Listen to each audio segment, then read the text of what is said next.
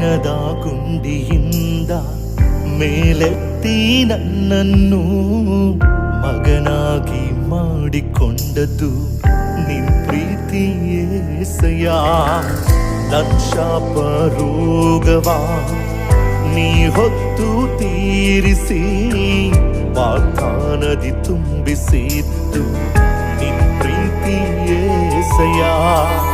ಯಾವುದಕ್ಕೂ ಬಾರದ ನನ್ನ ಧೂಳಿನಿಂದ ಏಪಿಸಿ ಅರಸನಾಗಿ ಮಾಡಿದ್ದು ನಿನ್ ಪ್ರೀತಿಯೇ.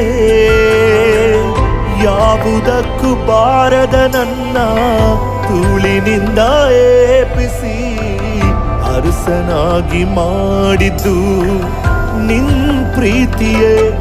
ಏಸಯ್ಯ ಏಸಯ್ಯ